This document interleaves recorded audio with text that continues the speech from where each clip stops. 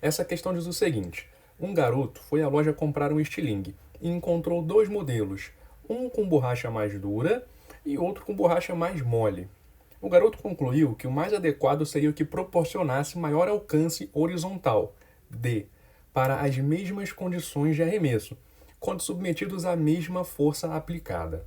Sabe-se que a constante elástica, Kd, do estilingue mais duro é o dobro da constante elástica Km, do estilingue mais mole. A razão entre os alcances dd dividido por dm, referentes aos estilingues com borrachas dura e mole, respectivamente, é igual a. Essa questão vai abordar lançamento oblíquo, decomposição de vetor, conservação de energia, força elástica, então ela aborda um bocado de coisa, é uma questão bem completa. Por outro lado, não é uma questão muito boa, porque o enunciado não dá informação suficiente para a gente escolher uma alternativa só. Vamos ver agora como isso funciona. Vamos começar essa questão colhendo dados do enunciado. Olha aqui. O primeiro dado que a gente vai colher é esse daqui. Olha. O garoto concluiu que o mais adequado seria o que proporcionasse maior alcance horizontal D. E isso acontece para as mesmas condições de arremesso, quando submetidos à mesma força aplicada. Então dá para entender esse problema pelo ponto de vista da conservação de energia, porque o garoto pega a borracha e estica. Com isso, ele provoca uma deformação no elástico e, por conta dessa deformação, o elástico agora passa a ter uma certa quantidade de energia potencial elástica guardada nele. Assim que ele solta o elástico, essa energia potencial elástica é convertida em energia cinética para lançar a pedrinha que está no estilingue. E é claro, depois que essa pedrinha é lançada, ela vai subir um pouquinho, se ele fez um lançamento um pouquinho para cima, depois ela cai. Ou ela vai direto para baixo, se ele lançou em direção ao chão. De qualquer maneira, a gente tem energia cinética e energia potencial gravitacional na segunda situação.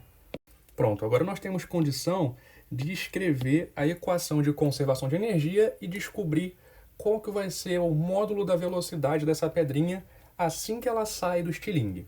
Então, nós temos o seguinte: a energia antes do lançamento é igual à energia no momento do lançamento. Vou chamar de EB. A energia antes do lançamento, eu estou dizendo que ela era toda potencial elástica. Então, 1 sobre 2 vezes a constante elástica vezes a deformação desse elástico ao quadrado é igual à energia cinética da pedrinha na hora do lançamento. A energia cinética é 1 sobre 2 vezes m vezes v ao quadrado. E a energia potencial gravitacional, ela aparece num próximo momento. Depois que a pedrinha é lançada, aí sim ela sobe ou desce e aí tem trocas aqui de energia cinética para energia potencial gravitacional. Mas aqui nessa equação eu estou analisando o momento do lançamento. Ela está ali na hora de sair do estilingue, mas ela não saiu exatamente ainda. Ok, e aí a gente pode simplificar no lado esquerdo ou direito esse fator de 1 sobre 2, mandar essa massa para o outro lado dividindo, e obtemos o seguinte: a velocidade ao quadrado é igual a k sobre m vezes ΔL ao quadrado. Então a velocidade de lançamento é a raiz quadrada de k sobre m vezes ΔL. Por que o ΔL saiu? Ele estava ao quadrado. E aí, a raiz quadrada de uma coisa ao quadrado é só a coisa sem o quadrado. Então, esse é o módulo da velocidade de lançamento da pedrinha. Só para deixar mais detalhado, eu estou trabalhando num referencial que é o seguinte: eu tenho dois eixos, um eixo vertical, que eu estou chamando de Y, e um eixo horizontal, que eu estou chamando de X. Eu estou dizendo que essa pedrinha é lançada a partir desse ponto com uma certa velocidade v, que pode apontar, por exemplo, para cá. E aí o módulo dessa velocidade v é esse daqui. Nota que isso é importante porque qual que é a altura da pedrinha no momento do lançamento? O y é igual a zero. É por isso que nesse momento do lançamento eu não estou considerando a energia potencial gravitacional, nem do lado esquerdo e nem do lado direito, porque ela seria igual a zero, já que a altura no meu referencial é zero. Sabendo disso, vamos continuar a conta. Eu vou limpar o quadro e guardar essa informação da velocidade. Então, agora a gente pode calcular essa velocidade de lançamento para os dois casos, para o caso da borracha mais mole e para o caso da borracha mais dura.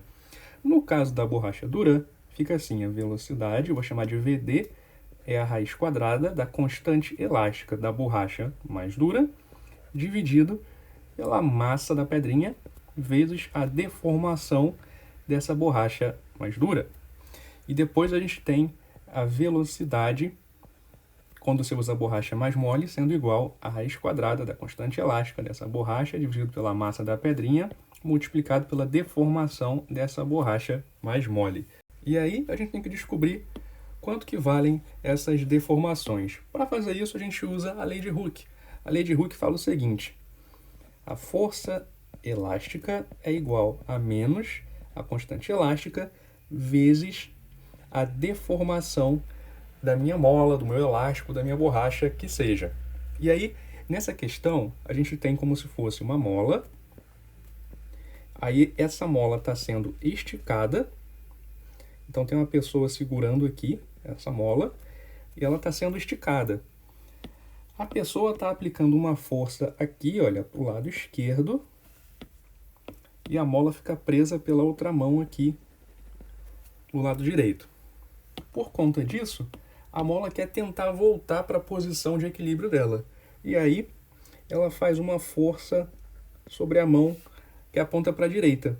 Essa força tem a mesma intensidade do que a força aplicada. Então, essas duas forças são iguais. Essa força aplicada eu vou chamar de F. Então, a lei de Hooke está dizendo para a gente o seguinte: a força F, que aponta para o lado esquerdo, então, portanto, é negativa, é igual a menos K vezes o ΔL. Esses sinais de menos vão embora, porque eles estão presentes dos dois lados. E aí, a gente pode resolver para o ΔL. Então, a deformação é igual à força aplicada dividida pela constante elástica. Essa é a equação para a deformação de uma mola. Pronto. Agora a gente usa essa equação para descobrir quanto que vale a deformação nos dois casos. No caso da borracha dura, a gente tem o seguinte: o ΔLD é igual à força aplicada F dividido pela constante elástica dessa borracha, KD. E no caso da borracha mole, o ΔLM é igual a essa força aplicada dividido por KM. E é isso aí. Então a gente pode substituir aqui em cima esses ΔLs por F sobre K. Aí vai ficar assim: raiz quadrada de KD sobre M vezes o ΔLD, que é F sobre KD. Aqui embaixo, raiz quadrada de KM sobre M vezes o ΔLM, que é F sobre KM. Pronto. Agora eu vou organizar meu quadro e simplificar essas velocidades aqui. Pronto. Olha só. Para simplificar, a gente pode colocar os k's dentro da raiz quadrada. Só que como ele vai entrar na raiz quadrada, ao invés de colocar só k, a gente tem que colocar k ao quadrado. Aí fica assim: raiz quadrada de KD dividido por M vezes KD ao quadrado vezes F. Você vê? Estava KD aqui fora, eu posso pôr dentro da raiz desde que eu coloque KD ao quadrado. Aqui embaixo, a mesma coisa. Raiz quadrada de KM dividido por M vezes KM ao quadrado. Isso vezes a força F. Aí simplifica o KD de cima com um KD de baixo e um KM de cima com um KM de baixo. Aqui em cima não fica 0 não, tá? Fica 1. E aí, nós vamos ter o seguinte resultado com isso. As nossas velocidades vão passar a ser, para a borracha dura, a raiz quadrada de M vezes KD dividindo a força F, e para a borracha mole, a raiz quadrada de M vezes KM dividindo a força F. Pronto, agora eu sei definitivamente as velocidades usando só as informações que o problema supõe que sejam conhecidas. Agora, o último passo com essas duas velocidades é usar a outra informação do enunciado, de que a constante elástica KD é o dobro da constante elástica KM. Então, o que eu vou fazer? Eu vou pegar onde tem KD e vou trocar por 2 vezes KM, porque isso daqui está dizendo para mim que KD é o dobro de KM. E aí, Isso vai mudar só a velocidade quando você lança com a borracha dura, que vai ficar F sobre raiz de 2 m km. Você vê? Eu troquei aqui esse KD por 2 vezes km. E aí deixa eu organizar aqui uma última vez para a gente poder seguir em frente. Pronto.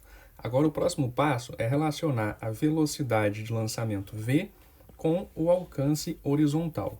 Primeira coisa, esse movimento que acontece nesse tipo de lançamento é um movimento composto. Como assim composto? Ele acontece pela junção de um movimento uniformemente variado na vertical com um movimento uniforme na horizontal. E aí, quando você compõe esses dois movimentos, o que aparece é aquela trajetória em forma de parábola que a gente já conhece bem. Então, sabendo disso, nós já vamos ter duas equações para descrever esse movimento. No eixo y, que é o eixo vertical, eu vou ter a posição vertical em função do tempo, sendo a posição vertical inicial, que é 0, de acordo com o meu referencial, então nem escrevo ela aqui, mais a velocidade inicial na direção vertical vezes o tempo, mais a aceleração vezes o tempo ao quadrado sobre 2. No caso desse movimento vertical aqui, a aceleração que está em ação é a aceleração da gravidade. E ela vai apontar para baixo. Então, ela vai entrar aqui com sinal negativo. Menos gt ao quadrado sobre 2. Ela aponta para cá, no meu referencial, para a parte negativa.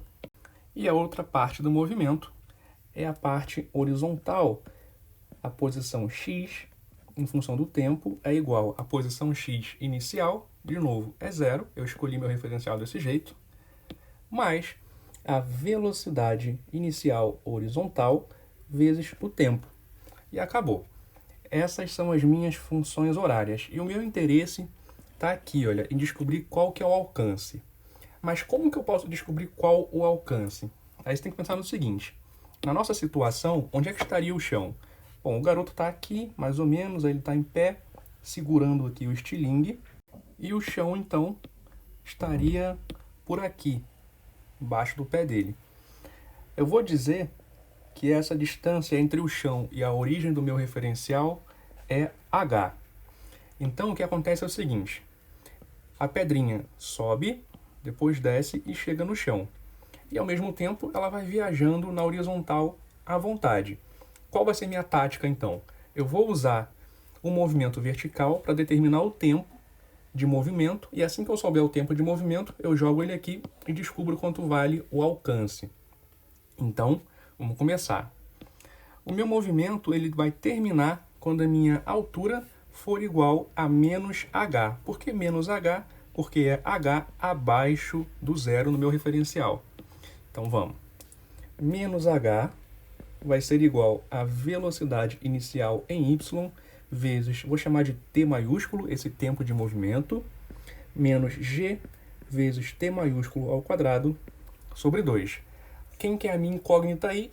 É o t maiúsculo. Então, você já vê que aparece uma equação do segundo grau. Deixa eu colocar todo mundo do lado esquerdo e a gente fica assim, olha. G sobre 2, t maiúsculo ao quadrado, menos v0 y vezes t maiúsculo, menos h é igual a 0. Pronto. Agora é só resolver essa equação do segundo grau. Aí você vai. Delta é igual a b ao quadrado. Quem que é o nosso b aqui? O b é menos v0. Então, quando você eleva ao quadrado, vai sumir o menos. Então, fica v0 y ao quadrado menos 4 vezes a. O nosso a é g sobre 2. Vezes c. O nosso c é menos h. Então, vezes menos h. Aí fica assim, olha. Delta é igual a v0y ao quadrado. Simplifica o 4 com 2 aqui. E aí fica 1 e 2 em cima. E o sinal de menos do g com o sinal de menos do h se cancelam e viram um sinal de mais. Então, fica mais 2gh. Esse é o nosso delta. Sabendo o delta, você descobre o x num instantinho, no caso o t. O t, então, vai ser igual a menos b. Lembra que o b é menos v0, então o menos b é só o v0y, mais ou menos a raiz quadrada do delta, V0y ao quadrado mais 2GH, dividido por 2 vezes A. Como o nosso A é G sobre 2, 2 vezes A vai ser G. E aí acabamos. Esse é o tempo do movimento. Você vê que tem duas possibilidades. Você tem um tempo menor quando você usa o sinal de menos, ou você tem um tempo maior quando você usa o sinal de mais. Qual dos dois tempos eu vou usar? Eu vou usar o tempo maior, porque o tempo menor daria alguma coisa que é menor do que zero, que seria você voltar no tempo como se a bolinha estivesse fazendo isso daqui, olha, voltando para o chão para o outro lado.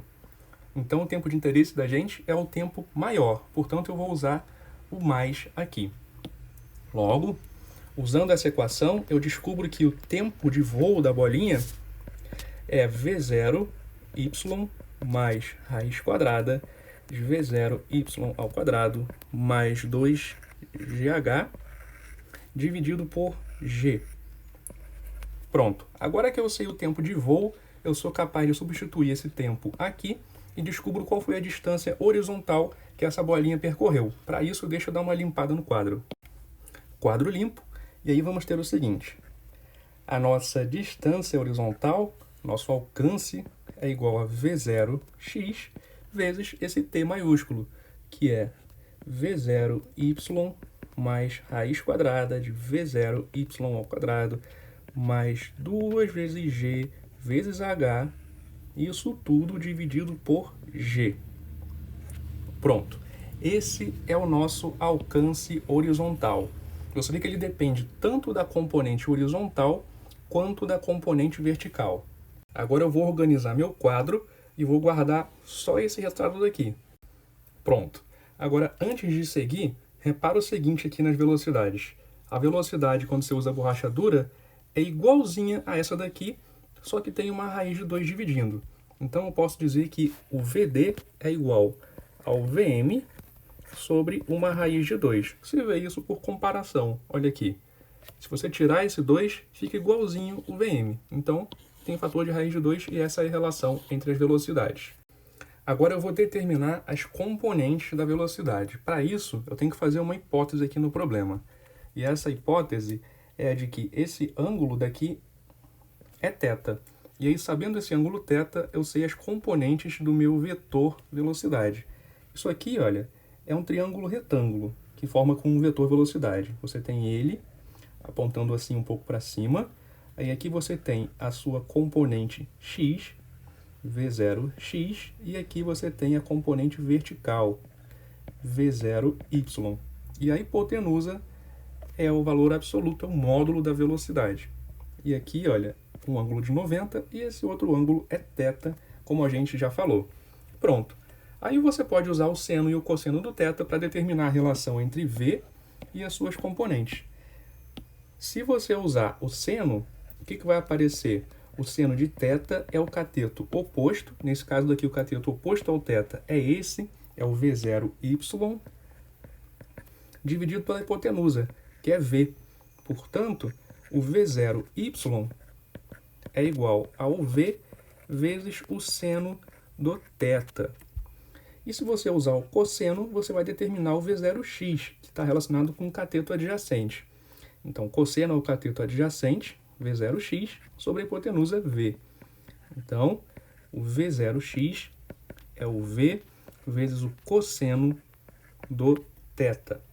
Pronto. Agora que eu sei as componentes, eu vou juntar essas informações aqui e calcular o alcance para cada uma das situações. Deixa eu dar uma organizada no quadro antes de começar a fazer isso. Pronto. Quando a gente usar a borracha dura, o alcance vai ser esse daqui, olha, D, e ele vai ser igual a V0x. No caso, o V0x é o V vezes o cosseno de θ, e a gente está falando da borracha dura, então eu vou usar o VD, ou seja, isso aqui vai ser Vm sobre raiz de 2 vezes o cosseno de θ. Então, Vm sobre raiz de 2 vezes o cosseno de θ. Isso multiplica a componente y, que vai ser Vm sobre raiz de 2 vezes o seno de θ, mais a raiz quadrada da componente y, Vm, sobre raiz de 2 vezes o seno de θ ao quadrado, mais 2gh, isso tudo dentro da raiz, isso tudo dividido por g e entre parênteses. Esse é o alcance horizontal quando você usa a borracha dura.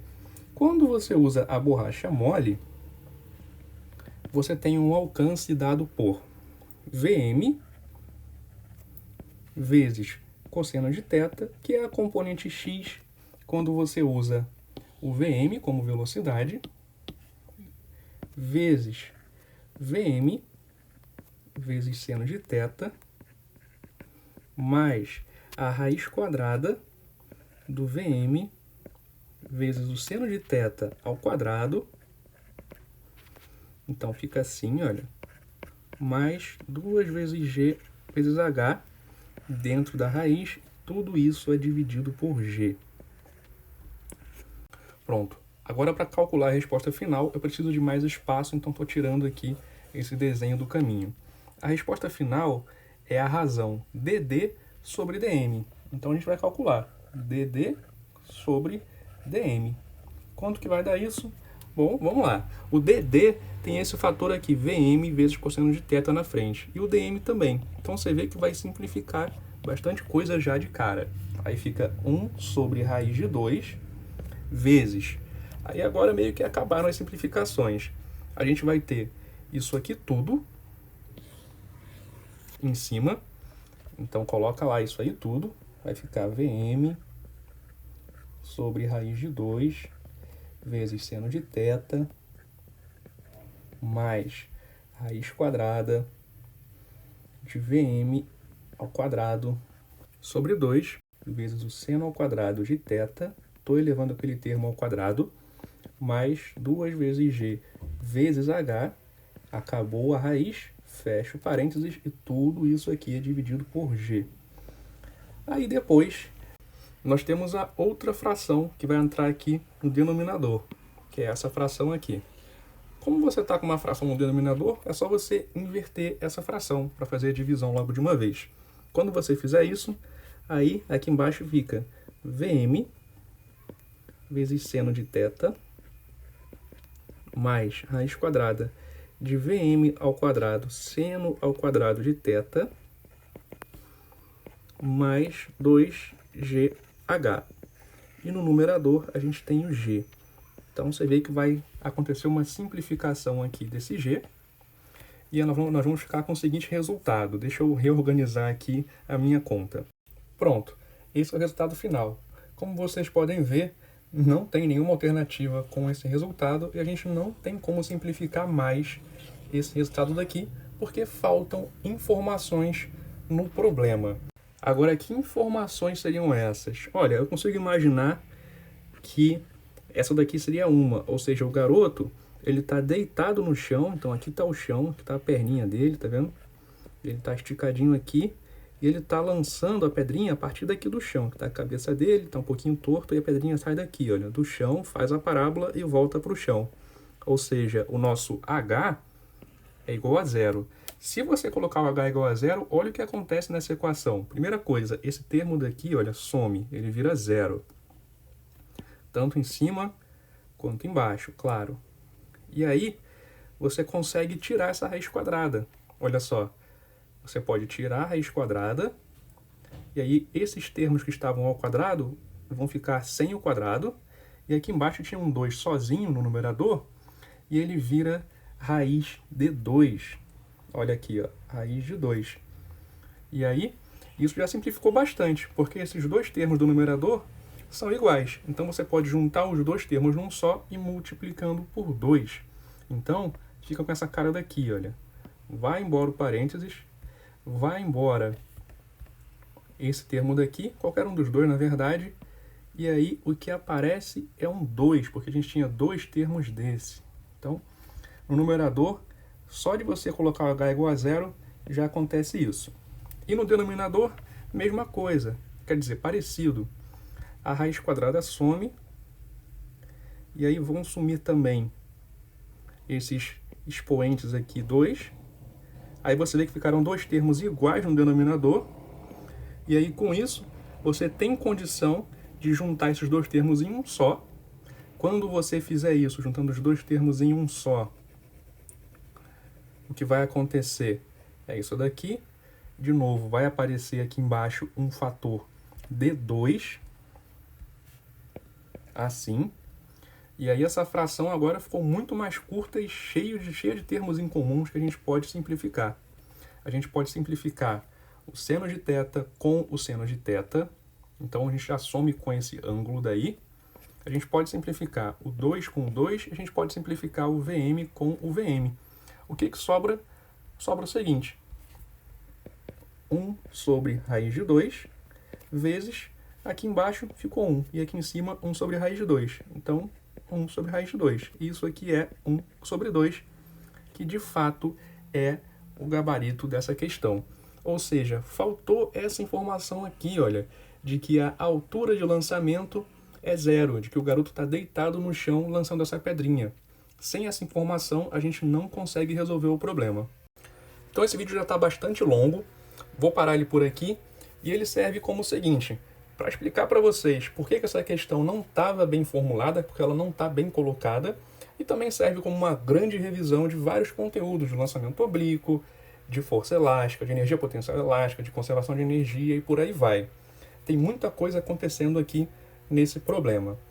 Por fim, se você soubesse que o H é igual a 0 desde o começo, você poderia resolver esse problema de uma maneira muito mais simples, que eu posso mostrar de repente em um outro vídeo, se vocês quiserem. De qualquer maneira, eu vou ficando por aqui hoje. Se vocês gostaram desse vídeo, deixem uma curtida, se inscreve aqui no canal, mostra para os amigos de vocês e pode deixar um comentário com alguma outra dúvida, com alguma outra questão que vocês queiram que eu faça, com algum outro conteúdo que vocês querem que eu explique e por aí vai. Muito obrigado por assistir e bons estudos!